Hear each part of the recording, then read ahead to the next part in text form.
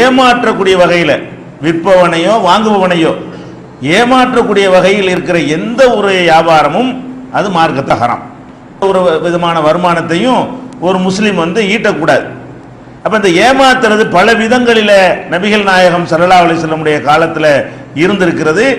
ஒவ்வொரு வகையும் நம்ம தெரிந்து கொண்டு நம்முடைய சமகாலத்தில் என்னென்ன மாதிரியான வியாபாரங்கள் ஏமாற்றக்கூடியதாக அமைந்திருக்கிறது என்பதை நம்ம உரசி பார்க்கலாம். அப்புறமேல் நபிகள் நாயகம் ஸல்லல்லாஹு அலைஹி வஸல்லமுடைய காலத்தில் பேரிச்ச மரங்களும் திராட்சையும் தான் அந்த பகுதியில் இருந்தது. அப்போ இந்த பேரிச்ச மரங்கள் திராட்சைகளை விற்பனை செய்யும் பொழுது எப்படி விற்பனை செய்வார்கள் கேட்டால், மரத்தில் பேரிச்ச மரம் இருக்கும்ல, அந்த மரத்தில் அது பிஞ்சாக இருக்கும் பொழுது சின்ன அளவில் லேசாக காய்த்து தொங்கும் பொழுது அதுக்கு ஒரு ரேட்டை பேசி விற்பனை செஞ்சிருவாங்க. அவங்களும் வாங்கிட்டு போயிடுவாங்க. மரத்தை பார்ப்பாங்க, இதில் ஒரு இவ்வளோ இது தேரும், இவ்வளவு இத்தனை கிலோ பேரிச்சம்பழம் வரும்னு சொல்லி ஒரு மதிப்பை போட்டு அது பிஞ்சாக இருக்கிற நேரத்தில் நினைஞ்சிருவாங்க. அவங்க நெருக்கடியாக இருப்பாங்க. விவசாயிகள் கஷ்டத்தில் இருப்பாங்க, வியாபாரிகள் காசு வச்சுட்டு இருப்பாங்க, இவங்களுக்கு பணம் உடனே தேவை. அதுக்காக என்ன செய்வாங்க, இது உற்பத்தி ஆகி வர்ற வரைக்கும் காத்துட்டு இருக்க முடியும், 3 மாதம் 4 மாதம் ஆகும். அதனால அந்த கண்டிஷனை வச்சு என்ன செய்வாங்க, விற்பனை பண்ணுவாங்க. விற்பனை பண்ணா என்ன செய்யறதுன்னு கேட்டா, விற்பனை பண்ணலாம், தப்பு கிடையாது. மரத்தில் என்ன பிஞ்சை கூட விற்பனை செய்யலாம். பிஞ்சிக்கு பிஞ்சுடைய காசை வாங்கி விற்பனை செய்யலாம். அந்த பிஞ்சை சில விஷயங்களுக்கு தேவைப்படும். அந்த பிஞ்சு ஒரு உரமாகவோ மாட்டுக்கு தீவனமாகவோ வேற எதுக்காக வேண்டி பிஞ்சை வித்தா தப்பு கிடையாது. அதை எப்படி விற்பாங்கன்னு கேட்டா, காட்டுறது பிஞ்சை காட்டி ரூபாய் வாங்கிக்கிறது, அதை அவன் உடனே பறிச்சுட்டு போக மாட்டான். நம்ம மரத்தில் இருந்து அது ஒரிஜினல், அது முத்தி கனி பக்குவம் அடையும்ல, 3 மாசத்துக்கு பிறகு எடுத்துக்கிடுவான். அப்போ இதெல்லாம் ஏமாத்துறது வருது. பிஞ்சு விற்கிறது மார்க்கத்து தப்பு இல்லை. பிஞ்சை விற்கலாம், காய விற்கலாம், இலையை விற்கலாம், செடியை விற்கலாம், கொடியை விற்கலாம், எதை வேண்டாலும் விற்கலாம். வித்தா என்னன்னு எப்படி விற்கணும், காசை தர்றியா இந்த எடுத்துட்டு போ, இப்ப என்ன மாதிரி இருக்கு அதோட எடுத்துட்டு போ அப்படின்னு வித்தால் அதுல எந்த ஏமாற்றமும் கிடையாது. இந்த பொருளுக்கு என்ன விலைன்னு வித்துறான். இவன் எப்படி விற்கிறான்னு கேட்டா, இந்த பிஞ்சை பார்த்துட்டீங்கள, இது பெருசா போகும்ல, அது இவ்வளவு வரும்ல, அதுக்கு ரூபாய்த்தா அப்படின்னு வாங்குவான். வாங்கினா ஒன்னு இவன் ஏமாறுவான், இல்லை அவன் ஏமாந்துருவான். ரிசல்ட் வரக்கூடிய நேரத்தில் ஒரு 5 டன் வரும்னு கணக்கு பண்ணி இவன் ரூபாய் வாங்கி கொடுத்துட்டு போயிருப்பான். 3 டன் ஆயிடுச்சுன்னு வைங்க, அப்ப வியாபாரி வாங்கணும்னு பாதிப்பு நஷ்டம். இப்ப ஏன்னா 5 டன் காசு கொடுத்துட்டோமே, 3 டன் தான் மதிப்பு தப்பா போயிடுச்சே அப்படிங்கிற மாதிரி அவனுக்கு நஷ்டமாகி போயிடும். அல்லது 10 டன் வந்துருச்சுன்னு வைங்க, இவனுக்கு ஆஹா தப்பு பண்ணிட்டோமே, இன்னும் கொஞ்சம் நாள் ஒரு 3 மாசம் பொறுத்திருந்து வித்திருந்தா 10 டன் வித்திருக்குமே, நம்ம பாட்டுக்கு அவசரப்பட்டு வித்துட்டோமே அப்படின்னு சொல்லி அவங்க கஷ்டப்படுவான். அப்ப வியாபாரியும் பாதிக்க கூடாது, வாங்குறவனும் பாதிக்க கூடாது. அப்ப 2 பேரும் பாதிக்க கூடாத வகையில நபிகள் நாயகம் ஸல்லல்லாஹு அலைஹி வஸல்லம் சொல்றாங்க, மரத்தில் இருக்கக்கூடிய அது பேரிச்சம்பழமா இருந்தாலும் திராட்சையா இருந்தாலும் வேற எந்த கனிகளாக இருந்தாலும் அதை நீங்கள் விற்பதாக இருந்தால் அதை தெளிவா அது பழம்னு ஆன பிறகு விற்பனை பண்ணுங்க. பழம்னு ஆன பிறகு ஒரு வாரம் கழிச்சு அது செய்யலாம். எப்படி விற்கலாமா, நல்ல பேரிச்சம்பழம் ஆயிடுச்சு, கணிஞ்சு இன்னைக்கு நாளைக்கு எல்லாம் முடிஞ்சு போச்சு, இனிமே காஞ்சி போற மேட்டர் மட்டும் தான் இருக்கிறது. பேரிச்சம்பழத்தை பொறுத்த வரைக்கும் அது பழுத்து போயிடும்.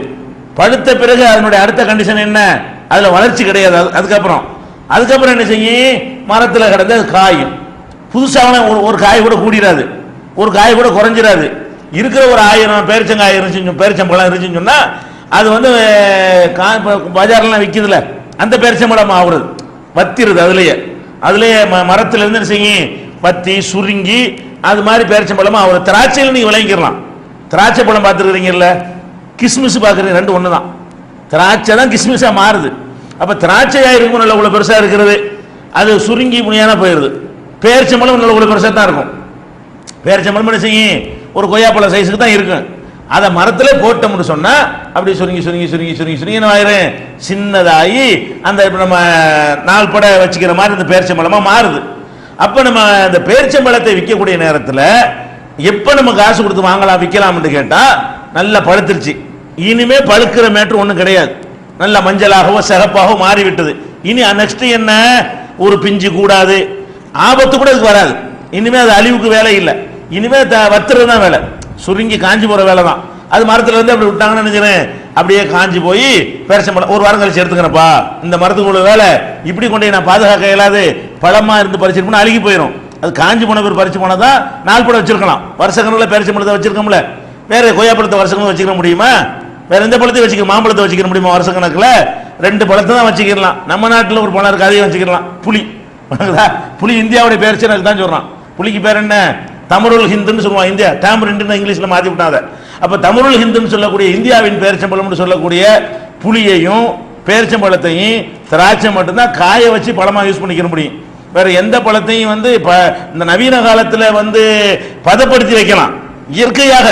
இயற்கையாக பழமாக வச்சுக்கிறதா இருந்தா இந்த 3 தான் அழுகி போகாது. அது பேரிச்சம் பழமாவும் இருக்கு, 5 வருஷம் வச்சால் அழுகியும் போகாது. அது கொய்யா பழமாவும் இருந்து 3 வருஷத்துக்கு வச்சுக்க முடியுமா? 3 நாளைக்கு வச்சுக்க முடியுமா? பழம்னு அழுகி தான் போயிடும். அப்ப அழுகி போகாத ஒரு நிலை அது அடைய வேண்டி இருக்கிறதுனால பழுத்தோடு விற்கலாம், மரத்தில் போட்டு விற்கலாம். நல்ல விளைக்கணும். எப்போ விற்கணும்? மரத்தில் உள்ளதுக்கு நம்ம விலை பேசுவதாக இருந்தால் பிஞ்சாக வைத்துக் கொண்டு இது நாளைக்கு பழுக்கும்ல அந்த ரேட்டுக்கு வித்துறக்கூடாது. பிஞ்சாக வச்சுக்கிட்டு பழுத்து உற்பத்தியை பெருசாகுமே அதுக்கு ரேட்டு போடக்கூடாது. பிஞ்சு விற்கலாம். நல்லா புரிஞ்சுக்கிட்டு வித்தியாசம் வணங்கிட்டீங்களா? பிஞ்சா இருக்கு, இந்த பிஞ்சு தான் எனக்கு வேணும். மாமரம் வச்சுக்கிறோம், இவ்வளவு சின்ன சின்னதா இருக்குது, இதுதான் எனக்கு தேவையே. வடு மாங்காய் போடுறதுக்கு எனக்கு தேவை, பெரிய மாம்பழம் வேண்டியது இல்லை, இப்பவே காசை தரேன், இப்பவே நான் பறிச்சுக்கிறேன்னு சொன்னா நீங்க பிஞ்சை கூட வைக்கலாம், காய கூட வைக்கலாம், என்ன மாதிரி வேண்டுமானாலும் வித்துக்கலாம், தப்பு கிடையாது. ஆனா எப்படி விற்க கூடாது? பிஞ்சை காட்டிட்டு ரூபாயை வாங்கிட்டு இந்த பிஞ்சு நான் ஒரு 6 மாசம் கழிச்சு பெருசா போகும்ல அப்ப நான் எடுத்துக்கிடுவேன், ரூபாய் எப்ப எப்படி அப்படின்னு விற்கிறதுக்கு பாருங்களேன். இது ரசூல் ஸல்லல்லாஹு அலைஹி வஸல்லம் அவர்கள் தடுக்கிறாங்க. எப்படி தடுக்கிறாங்க? நஹா ரசூலுல்லாஹி ஸல்லல்லாஹு அலைஹி வஸல்லம் அன் பை ஸமரத்தி, அதாவது கனிகளை விற்க கூடாது என்று தடுத்தார்கள். ஹத்தா யபுதுவ ஸலாஹுஹா, அது எல்லா விதமான இடர்களிலிருந்தும் மீண்டு விட்ட நிலையை அடையும் வரை, அதாவது பழுக்கிற வரைக்கும் அர்த்தம். பூவா இருந்தா கொட்டி போயிடும், பிஞ்சா இருந்தா காஞ்சி போயிடும், கண்ணிஞ்சிருச்சுன்னா அதுக்கப்புறம் ஒண்ணும் இல்லை, அது காயறது மட்டும் தான் மிச்சமா இருக்கிறது. அந்த ஸ்டேஜ் அடைகிற வரைக்கும் எந்த கனிகளையும் விற்கக்கூடாது. அணில் நகீலி, பேரிச்சம்பழங்களை விற்பதாக இருந்தால் ஹத்தா யஹ்மார்ர, அது சிவக்கிற வரை, அவ் எஸ்வர்ற, மஞ்சள் ஆகுற வரை. மஞ்சள்ங்கிறது ஒரு ஸ்டேஜ், மஞ்சளுக்கு அடுத்த ஸ்டேஜ் சிவப்பு, அதுக்கப்புறம் காஞ்சி போற ஸ்டேஜ். மஞ்சள் கலருக்கு வந்துட்டாலும் இனிமே அதுல வேலை இல்லை, இனிமே அது வீணா போகாது, அதுக்கு மதிப்பு போட்டு வாங்கிக்கலாம். அப்ப மஞ்சேர்னு நல்லா காய்ச்சி பழுக்கிறதுக்கு முந்தின ஸ்டேஜில் இருக்கிறது. அப்ப நம்ம போய் என்ன செய்யலாம்? எத்தனை மரப்பா இருக்கு, இவ்வளவு இருக்கா, இவ்வளவு தேரும், இந்தா ரூபாய் எப்படி நான் எடுத்துக்கிறேன், காஞ்சவன அடுத்த மாசம் எடுத்துக்கிறேன், அடுத்த வாரம் எடுத்துக்கிறேன், இது ஓகே. இப்படி மரத்தில் போட்டு என்ன செய்யலாம்? விற்கலாம், நஷ்டம் வராது, மதிப்பு கரெக்டா போட்டுடலாம். அது எவ்வளவு டன்னு வரும் மதிப்பீட்டு போடுறானோ அந்த டன்னு கரெக்டா இருக்கும். இப்படி ஏன் இருக்கையில் நீங்க மதிப்பு போட்டியல்னு சொன்னா 1000 பிஞ்சுல 500 பிஞ்சு விழுந்துருமே, 1000 பிஞ்சுல 500 பிஞ்சு மறுபடியும் வளர்ச்சி இல்லாம போயிருமே. அதுல அந்த வளர்ச்சி என்ன வயிறு சாவியுமாங்கல்ல, அதாவது அது சின்னது அப்படி சுருங்கியே போயிடும், நறுங்கி போறது. அது வளர்ந்துருன்னு நினைக்கிறோம். நெல் மாதிரி இருக்கு, சில நெல்லை பார்த்தீங்கன்னா ஓபன் பண்ணி பார்த்தா உள்ள ஒண்ணும் இருக்காது.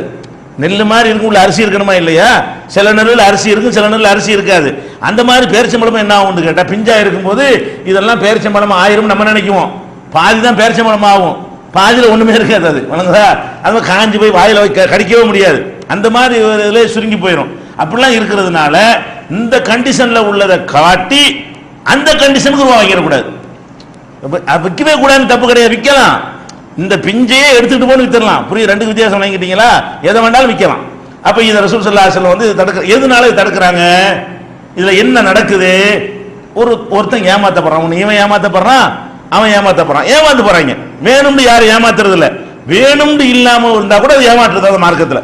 இதுல வச்சுக்கிட்டா ஏமாத்துறான், இல்லாத ஒண்ணு இருக்கிறத சொல்ற மேட்டர்லாம் கிடையாது. மதிப்பீடு தான் இது. 2 பேரும் மதிப்பீடு பண்றான், இவனும் ஒரு மதிப்பு போடுவான், அவனும் ஒரு மதிப்பு போடுவான். ஆனா 2ல எவனாவது ஏமாத்துறான். யாரும் யாரை ஏமாத்த நினைக்காட்டா கூட அதுல ஒருத்தர் ஏமாறுகிறான். ஏமாத்துற யார் நினைச்சு ஏமாத்துறது இல்ல, இவனும் கணக்கு தான் போடுறான். இது இவ்வளவு தேர, அவ்வளவு தேர, இல்ல இவ்வளவு தேராதுன்னு ஆர்குமெண்ட் எல்லாம் பண்ணி ஒரு முடிவுக்கு வந்துதான் ரேட்டை பேச போறாங்க. ஆனா 2 பொய்யா போயிருமா இல்லையா? சில நேரத்தில் கரெக்டாகவும் இருந்துடும், அது ரொம்ப கம்மியா இருக்கும். 5% வேண்டா கரெக்டா அமைஞ்சிடும், வாங்கின ரேட்டுக்கும் வித்த ரேட்டும் கரெக்டா போயிடும். பெரும்பாலும் சரியா வராதுங்கிறதுனால இதுல திட்டமிட்டு ஏமாற்றுதல் ஒண்ணுமே இதுல கிடையாட்டா இல்லாட்டாலும் இதுல ஏமாறுதல் இருக்கத்தான் செய்கிறது. யாரும் வியாபாரம் மன நிறைவா இருக்கணும். அதை கையில வாங்கின பிறகு மனத்துக்கு என்ன செய்யணும்? நமக்கு ஒன்றும் பாதிப்பு இல்லை, கரெக்டான ரூபா வாங்கிட்டோம், அல்ல கரெக்டான பொருளை கொடுத்துட்டோம் அப்படின்னு நினைக்கணுமே தவிர ஏண்டா வித்தோம் ஏண்டா வாங்கணும்னு நாளைக்கு நினைச்சு வருத்தப்படுற மாதிரி ஒரு வியாபாரம் இருந்தால் அது அவன் மனப்பூர்வமா தரல, இவனு மனப்பூர்வம் விட்டு தரல, அழுதுகிட்டே இருப்பான், நொந்துகிட்டே இருப்பான், பாவி பைத்தியக்காரத்தனம் பண்ணிட்டோமே அநியாயத்துக்கு நம்ம போச்சே 2 டன் போயிடுச்சே, அநியாயத்துக்கு 5000 ரூபாய் கூட போச்சே, அநியாயத்துக்கு 5000 ரூபாய் குறைஞ்சு போச்சே, இப்படி நினைச்சிட்டே இருப்பானா இல்லையா? இப்படி ஒருத்தர் நினைக்க விட்டு நம்ம திங்கிறது ஹலால் ஆகுமா? அதனால ரசூல் ஸல்லல்லாஹு அலைஹி வஸல்லம் அவர்கள் திட்டமிட்டு ஏமாற்றாவிட்டாலும் அது வேணாங்கிறாங்க. இதுல ஃப்ராட்லாம் ஒன்றும் கிடையாது. திட்டமிட்டு ஏமாற்றுதல்ங்கிறது ஏற்கனவே சொன்னதுலாம் இருக்குது. மாட்டை பாலை கறக்காம வச்சு அதெல்லாம் ஃப்ராடுன்னு திட்டமிட்டு செய்யறது. 2 லிட்டர் கலக்கிறது 4 லிட்டர் மாதிரி காட்டுறதுக்காக வேண்டி பிளான் பண்ணி ஏமாத்துறதுங்கிறது அது ஒரு வகை, அதுவும் கூடாது. இதுல ஏமாற்று நோக்கம் யாருக்கும் கிடையாது. ஆனால் ஒருவன் ஏமாறுவான். ஏமாத்துற நோக்கம் இல்லாட்டா கூட 2 பேர்ல இவனாவனும் ஏமாந்து போயிடுவான். அப்ப இதை ரசூல் ஸல்லல்லாஹு அலைஹி வஸல்லம் தடுக்கிறாங்க. இது புகாரியில 1400. எதுக்கு இதெல்லாம் சொல்றோம்னு கேட்டா, நாங்க ஏமாத்துற நோக்கத்தில் செய்யலேன்னு நாளைக்கு ஒரு ஆர்குமெண்ட் பண்ணுவாங்க சில விஷயத்துக்கு. நம்ம பின்னாடி புதிய புதிய வியாபாரங்கள்லாம் இருக்குல்ல, அதுல வந்து சில ஏமாற்றுறது இருக்குன்னு நம்ம சொல்லுவோம். நாங்க ஏமாத்துற நோக்கத்தில் செய்யறோம், அவனா பின்னாடி ஏமாத்துற நாங்களா பொறுப்புன்னு கேட்பாங்க. அவங்களுக்கு தான் இது. நீங்க ஏமாத்துற நோக்கத்தில் செய்யாட்டாலும் பிறகு ஏமாறத்தான் செய்வான் ஒருத்தன் இருந்தால் அது ஹலால் கிடையாது. அது ஒரு முஸ்லீம் செய்யக்கூடாது. அந்த மாதிரியான வருமானத்தை ஈட்டக்கூடாது அப்படிங்கிறதுக்கு தான் இந்த ஹதீஸ். அப்ப புகாரியில் 1488வது ஹதீஸ், 2194, 2195, 2381, 2189, 2196, 2197 இவ்வளவு இடங்கள்லையும் பேரிச்சம்பழங்களை நீங்கள் விற்பதாக இருந்தால் அது மஞ்சளாகவோ சிவப்பாகவோ ஆன பிறகு நீங்கள் விற்கலாம். அதுக்கு முந்தின ஸ்டேஜில் நீங்கள் வித்துவிடக்கூடாது. வேற கனிகளை நீங்கள் விற்பதாக இருந்தால் அது தேரிலும் என்கிற நிலையை அடைந்த பிறகு விற்கலாம். தேருமா தேராதான்ற ஒரு நிலையில் இருக்கும்போது வித்துடக்கூடாது என்று தடுக்கிறாங்க. இன்னொரு விஷயத்தை சொல்றாங்க, ஹத்தா ததுஹப ஆஹத்துஹு, ஒவ்வொன்றுக்கும் ஆபத்து, அதுக்கு வந்து கடந்து செல்ல வேண்டிய ஒரு கட்டம் இருக்கிறது. அந்த ஆபத்து கட்டத்தை தாண்ட வரைக்கும் வைக்கக்கூடாது. சில செடிகள் இருக்கும், இவ்வளவு காலத்தை கடந்தா தான் உறுதி சொல்ல இயலும், அது கடக்கலன்னா போனதுதான் அப்படின்ற மாதிரிலாம் இருக்கும். அப்ப அந்த ஆபத்தை கடந்துருச்சு, இனிமே வளர்ச்சிக்கு எந்த பாதிப்பும் இல்லை அப்படின்னு நம்ம அனுபவத்தை கொண்டு முடிவு செய்யலாம். சில கனிகள் சில காய்களுக்கு இனிமே சரியா போச்சு, இனிமே தேறிடும் அப்படிங்கிற மாதிரி ஒரு நிலைக்கு வந்துருச்சுன்னு சொன்னா, இப்ப நெல்லாம் இருக்குன்னு வைங்களேன், நாத்து நட்ட உடனே உறுதியெல்லாம் சொல்ல இயலாது, வளர்ந்து நெல்லா போயிடும். அப்படியே அந்த மஞ்சள் கீழே கொடுத்த முறை கன்ஃபார்ம் ஆயிரும். மஞ்சளா போயிரும்ல, வைக்கால் மாதிரி கலர் பச்சையா இருந்தேன்னு மஞ்சள் கலர் ஆன உடனே இனிமே என்ன நாசமா போகுது, இனிமே இருக்குது அவ்வளவுதான், இனி கூட போறது இல்லை குறைய போறது இல்லை, இனி காய்தல் மட்டும் தான் மிச்சமா இருக்கிறது. இனிமே என்ன செய்யணும், ஈரங்காயிறது அங்க மிச்சமா இருக்கிறது, வளர்றது அதுல ஒண்ணுமே கிடையாது, புதுசா இது வளர போறது இல்லை, புதுசா உண்டானது இல்லாம ஆயிர போறது இல்லை. அப்ப இது ஆபத்தை கிடக்கிறதுங்கிறது. ஒரு நெல்லில் ஆபத்து எப்ப கிடக்கும் என்று கேட்டால் அதனுடைய கதிர்கள் எல்லாம் மஞ்சள் நிறத்தை அடையும் பொழுது இனிமே தேரிக்கணும். இப்ப அது நெல்லை விற்கலாம். பச்சை பச்சைன்னு இருக்கும் வைக்க முடியுமா? பச்சை பச்சைன்னு இருக்கும்போது அது ஒண்ணும் இல்லாம போயிடலாமே, அப்படி பூச்சி அடிச்சிடலாமே, அதோட அந்த நெல்ல உற்பத்தி ஆகாம போயிடலாமே, அந்த மாதிரிலாம் இருக்கிறது. அதனுடைய ஆகத்து ஹத்தா ததுஹப ஆஹத்துஹு, ஆகத்துன ஆபத்து, அதனுடைய ஆபத்து நீங்கிற வரைக்கும் நீங்க வித்துறக்கூடாது. கடந்துருச்சு, இனிமேல் இதனுடைய உற்பத்தியில எந்த டவுட்டும் இல்லை அப்படிங்கிற ஒரு நிலை அதுவும் வந்துடும். பெரிய மழை பெரும் வெள்ளம் வந்து அடிச்சுட்டு போயிடும், அதெல்லாம் பார்க்க கூடாது. அதெல்லாம் எப்போது வர்றது, சாதாரணமா அது இனிமேல் தயாரிக்கணும் அப்படிங்கிற ஒரு 100% எது நம்பிக்கை வைக்க முடியாது. அல்லாஹ் ஒருத்தருக்கான்ல, ஓரளவுக்கு இனிமேல் தேறிக்கொள்ளும் என்கிற நிலையை அடைகிற வரைக்கும் நீங்கள் விற்க கூடாது என்று சொல்லி ரசூல் ஸல்லல்லாஹு அலைஹி வஸல்லம் சொன்ன ஹதீஸ் புகாரியில் 1487, 1486 ஆகிய ஹதீஸ்ல இருக்கிறது. இதுல ஏன் வந்து இப்படி ரசூல் ஸல்லல்லாஹு அலைஹி வஸல்லம் சொல்றாங்கங்கிற காரணம் இன்னொரு ஹதீஸ்ல காரணத்தை சொல்றாங்க. அரைத்த இன்மன அல்லாஹு சமரத்தை, நீ வந்து பிஞ்சை காட்டி பழத்துக்கு உரிய ரேட்டை வந்து என்ன செஞ்சிடற, நீ வந்து வாங்கிக்கிற, நான் என் மரத்தில் இருக்குது பிஞ்சு தான், உங்கள்கிட்ட என்ன செய்யறேன் பார்த்துக்கிட்டியா, இருக்கு 2 தரமா ரூபாய் கொண்டா இன்னும் வாங்கி வச்சுக்கிறேன். கடைசியில் என்ன ஆச்சு, எல்லாமே அடிபட்டு போச்சு, இப்போ ஒன்றும் தரல, பிஞ்சியா இருந்தா நினைச்சிருச்சு, எல்லாமே வீணாகி போச்சு. ஏதோ பருவநிலை மாறினுச்சு, ஒரு மழை பெஞ்சிச்சு, ஏதோ ஒன்று நடந்துச்சு, அது மழை பெய்யாம போச்சு, அது ஒன்றும் இல்லாமல் போயிடுச்சு. ரசூல் ஸல்லல்லாஹு அலைஹி வஸல்லம் கேட்குறாங்க, இன்மன அல்லாஹு சமரத்தை, அது கனியாக உற்பத்தியாவதை அல்லாஹ் தடுத்து விட்டால், பிஞ்சா இருக்கிறத கனியாக ஆக்காமல் விட்டு விட்டால், பிம யஅகுது அஹதுக்கும் மால் அஹீஹி, உங்கள ஒருத்தன் வந்து தன் சகோதரனுடைய செல்வத்தை எப்படி எடுப்பீங்க, என்ன அடிப்படையில் வாங்கினேன், நான் வாங்கின இந்த 2000 ரூபாய் எதுக்கு நான் வாங்கினேன், நான் பிஞ்சை காட்டி உன்ட்ட விற்கிறேன், அவன் வந்து அடுத்த மாசம் வந்து பார்க்கறான், பிஞ்சையும் காணா காயையும் காணா, ரூபாய் எனக்கு வந்துருச்சு, இது எப்படி உனக்கு ஆளாளுங்கிறாங்க. நீ வாங்கின அந்த 2000 ரூபாய் எதுக்கு வாங்கின, அவனுக்கு தான் ஒன்றும் கொடுக்கலையே, அவனுக்கு ஒன்றும் கிடைக்கலையே. அப்ப நீ ஒரு பிஞ்சை காட்டி அது முத்தி போறதுக்கு முன்னாடி அது நீ வந்து விற்பனை செஞ்சு காசை வாங்கிட்டு அது எப்படி உனக்கு ஹலால் ஆகும்? பிம யஅகுது அஹதுக்கும் மால் அஹீஹி, உங்களில் ஒரு தன் சகோதரனுடைய செல்வத்தை, பணத்தை, காசை எப்படி வாங்கின, என்ன அடிப்படையில் நீ வாங்கின சொல்லு. காசை வாங்குற கொடுத்தானே வாங்கின. வியாபாரம்னா நீ ஒன்று தரணும், நான் ஒன்று தரணும். நான் தான் ஒண்ணுமே கொடுக்கலையே, காட்டு தான் செஞ்சேன், எல்லாம் மொத்தமா அழிஞ்சு போச்சு. அவன் வந்து பார்க்கறான், என்ன இல்லை நான் என்ன பண்றது அப்படி சொல்ல முடியுமா? இது ஹலால் இல்லை. அதுக்கு தான் இந்த பேசிக்க, இந்த வியாபாரம் வேணாம், இந்த வியாபாரம் செய்யாது, யாராவது பாதிக்கப்பட்டு வருத்தப்படுவீங்க அப்படின்னு சொன்னது புகாரியில 2208வது ஹதீஸாகவும் 2199வது ஹதீஸாகவும் இருக்கிறது. இந்த தடை என்பது விற்கிறவனுக்கு வாங்குறவனுக்கு மட்டும் மாதிரி இதில் தெரியுது. நான் ரூபாய் வாங்கிட்டேன்ல, நீங்க தானே பணத்தை தண்டு போறீங்க, அப்படிங்கும் போது நான் ரூபாய் வாங்கிட்டு உங்களுக்கு பலன் கிடைக்கல அப்படிங்கிறதுனால ஒரு சைடு தப்பு மாதிரி இதில் தெரியுது. ஆனா ரசூல் ஸல்லல்லாஹு அலைஹி வஸல்லம் அவர்கள் அல் பாயிய வல் முப்தா, விற்கிறவன் வாங்குறவன் ரெண்டு பேருக்கு தடுத்தார்கள். ரெண்டு பேரும் குற்றவாளி. அதாவது இவன் மட்டும் குற்றவாளி கிடையாது. இதுல யார் குற்றவாளி? நான் வித்தாலும் நான் குற்றவாளி தான், நீங்க வாங்கினாலும் குற்றவாளி தான். ரெண்டு பேரும் குற்றவாளிகள் என்று ரசூல் ஸல்லல்லாஹு அலைஹி வஸல்லம் அவர்கள் இந்த தடை ரெண்டு பேருக்கு உரியது என்று சொன்னார்கள். புகாரில 2194 இருக்கிறது. அப்ப இந்த மாதிரி விஷயங்கள்ல ரெண்டு தரப்புலையும் பாதிக்கப்படுவார்கள், இவனோ அவனோ பாதிக்கப்படுவான் என்கிற நிலை இருக்குமையானால் அப்ப என்னவாயிரும்? ரெண்டு பேரும் குற்றவாளி ஆயிடுறாங்க, ரெண்டு பேரும் ஹராம செஞ்சவங்க ஆயிடுறாங்க, ரெண்டு பேரும் பாவி ஆயிடுறாங்க. இது ஒரு வியாபாரம் கிடையாது அப்படின்னு சொல்லி ரசூல் ஸல்லல்லாஹு அலைஹி வஸல்லம் அவர்கள் இந்த கனிகளை இந்த மாதிரிலாம் செய்யக்கூடாதுன்னு சொல்லி இதை தடுக்கிறாங்க. அதே மாதிரி வந்து இது எப்படி தடுக்கிறது? ரெண்டு வித்தியாசம் வழங்கிருச்சா? மரத்துல வச்சுக்கிட்டு விற்கிறது என்பது எப்படி விற்கலாம்? அந்த கண்டிஷன்ல அன்னைக்கே வித்துடலாம், தப்பு கிடையாது. எந்த கண்டிஷனா இருக்கோ அந்த கண்டிஷன்ல விற்கலாம். இந்த கண்டிஷனை காட்டி இது அடுத்த கண்டிஷனுக்கு உள்ள காசை நீங்க வாங்கிடக்கூடாது. இப்ப ஒரு கண்டிஷன்ல இருக்குன்னு சொன்னா இனிமே இந்த மாதிரி ஆகும், அதுக்கு ரூபாயை தாண்டி சொல்லி பேசினால் அது தப்பாயிடுது. இன்னொரு வகையான வியாபாரம் முசாபனான்னு சொல்லி அதுக்கு பேர் அரபியில. முசாபனாண்டா என்னன்னு சொல்லி ஹதீஸ்ல விளக்கம் வருது. அப்படி ஒரு வியாபாரம் வந்து இதுவும் மரங்களை வச்சு நடத்துற ஒரு வியாபாரம் தான், பேரிச்ச மரங்கள்ல நடத்துற ஒரு வியாபாரம் தான். அதுல என்னன்னு கேட்டா, மரத்துல வந்து பேரிச்சம்பழம் இருக்கும். மரத்துல என்ன செய்யும்? பேரிச்சம்பழம் இருக்கு, பழுத்து இருக்கும், காஞ்சி இருக்காது, பழமா இருக்கும். மரத்துல திராட்சை இருக்கும், அது வந்து கிஸ்மிஸா மாறி இருக்காது. திராட்சை வாங்கி கூட சேஃப்டி பண்ணி வச்சுக்கிற முடியாது, கிஸ்மிஸா மாறினா தானே மூட்டையில கட்டி பாதுகாத்து வச்சுக்கிற முடியும். அது திராட்சையா இருக்கும், என்னவா இருக்காது, கிஸ்மிஸா இருக்காது. அது பேரிச்சம் கனியா இருக்கும், பேரிச்சம் பழம் மார்க்கெட்ல விற்கிற பழம் இருக்க அந்த மாதிரி வந்து ஆயிருக்காது. இப்படி இருக்கிற என்ன செய்வாங்கன்னு கேட்டா, விற்கும் பொழுது அதே பொருளுக்கு விற்பாங்க. எப்படின்னா, நல்லா கனிஞ்சி பேரிச்சம்பழம் இருக்குல்ல, கனிஞ்ச பேரிச்சம்பழத்தை காட்டி இந்த அருக்கு பேரிச்சம்பழம் பார்த்துக்கிட்டேன், இதை நீ எடுத்துக்கிறேன், தப்பு கிடையாது, இது வாங்கிக்கலாம். என்ன செய்யலாம்? மரத்துல வந்து கனிந்து இருக்கிற மஞ்சளாகவோ சிவப்பாகவோ ஆன பிறகு, மஞ்சளாவோ சிவப்பாக ஆனத்தை விற்கலான்னு முதல்ல ஹதீஸ் சொல்லிருச்சு. மஞ்சளாக சிவப்பாக இருக்கிற பேரிச்சம்பழத்தை நான் விற்கிறேன், விற்கிறதா இருந்தால் அதே இனத்துக்கு வித்தரக்கூடாது. ரசூல் ஸல்லல்லாஹு அலைஹி வஸல்லம் தடுக்கிறாங்க. அதே இனம்டா என்ன?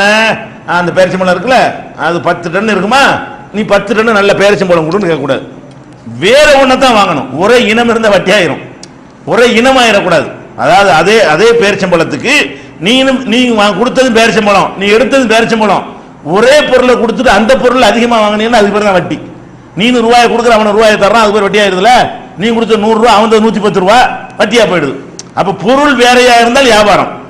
100 ரூபாயை கொடுத்துட்டு 100 ரூபாய்க்கு அரிசியை வாங்கினா வியாபாரம், 100 ரூபாயை கொடுத்துட்டு புளியை வாங்கினா வியாபாரம், புளியை கொடுத்துட்டு மிளகாயை வாங்கினா வியாபாரம், மிளகாயை கொடுத்துட்டு மிளகாயை வாங்கினா வட்டி கூட வாங்கினா. மிளகாயை கொடுத்துட்டு மிளகாயை வாங்கினா 100 கிலோ மிளகாயை கொடுத்துட்டு 100 கிலோ மிளகாயை வாங்கினா அது தப்பு கிடையாது. நீ கொடுத்த 100 கிலோ மிளகா அவன்கிட்ட வாங்குற 110 கிலோ மிளகான்னா வட்டி தானே. அந்த பொருள் தான் கொடுத்துருக்குற. அதுல என்ன செய்வாங்கன்னு கேட்டா, இதை வந்து தவணையில தான் வாங்குவாங்க, அப்பவே வாங்க மாட்டாங்க. அப்ப வாங்கினா அதே எடுத்து போயிருவானே. எப்படி வாங்குவாங்கன்னு கேட்டா, அந்த இடத்துல கனி இருக்குல்ல, நாளைக்கு காயும்ல, மரத்துல கிடக்கட்டும்பா, இத்தனை இது தெரியுதா உனக்கு, சரி பரவாயில்ல அதை கொடு சொல்லி அந்த பேரிச்சம்பழத்தை வாங்கிடுறது. காஞ்சி போன பேரிச்சம்பழத்தை ஒரு 100 கிலோ அதில் இருக்கும்னு சொன்னா 100 கிலோ பேரிச்சம்பழத்தை வாங்கிட்டு நீ எடுத்துக்க அப்படின்னு விற்கிறது. இந்த மாதிரி பேரிச்சம்பழத்துக்கு, அதாவது கனிந்திருக்கிற பழத்துக்கு காய்ந்த பேரிச்சம்பழம், காயாத திராட்சைக்கு வந்து காஞ்சி போன திராட்சை என்று ஒரு இனத்தில் வாங்கிட்டா கூட வட்டி வந்துடும். ரசூலுல்லாஹ் தடுக்கிறாங்க.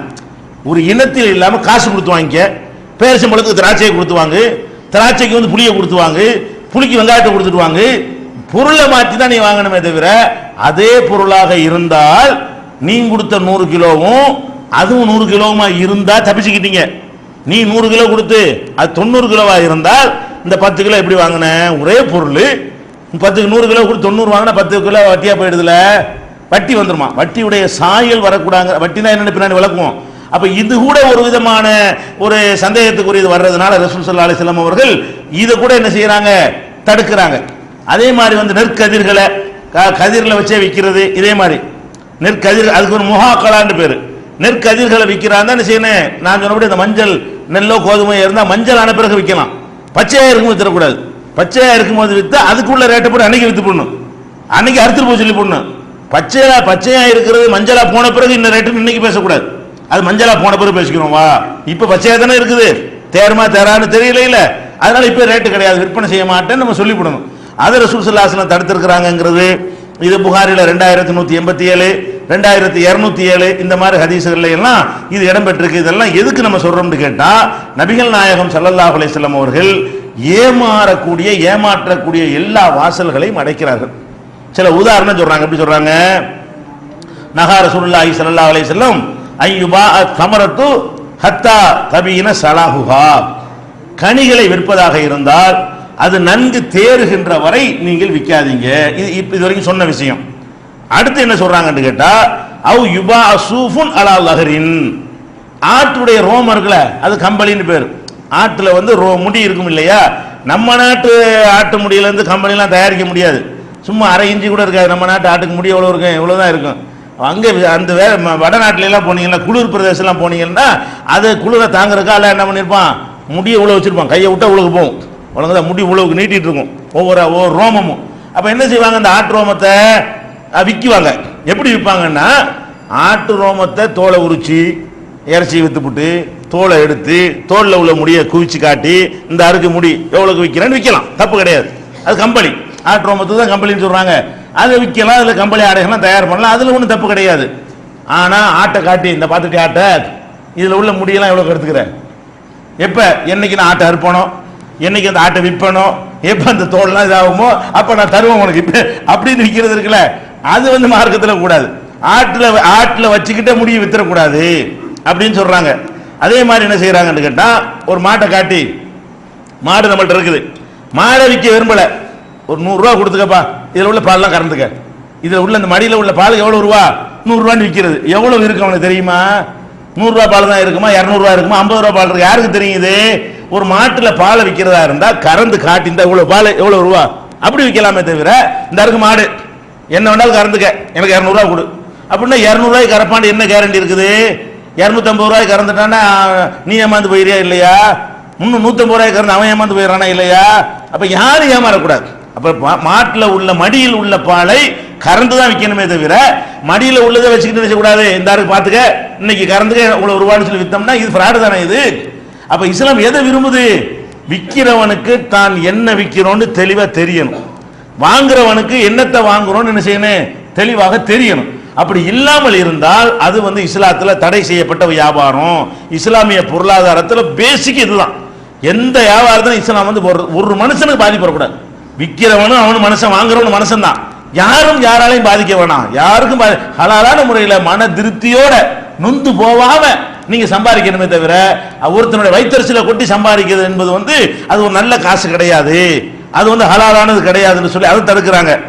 அதே மாதிரி என்ன செய்யறாங்கன்னு கேட்டா, பால் இருக்குல்ல, பாலை காட்டுறது, இந்த இருக்கு பால், இதுல வந்து வெண்ணெய் இருக்கும்ல, பால்ட வெண்ணெய் இருக்கு தானே செய்யும், கடைஞ்சி தயிராக்கி கடைஞ்சா வெண்ணெய் நெய்யெல்லாம் வரதானே செய்யும்.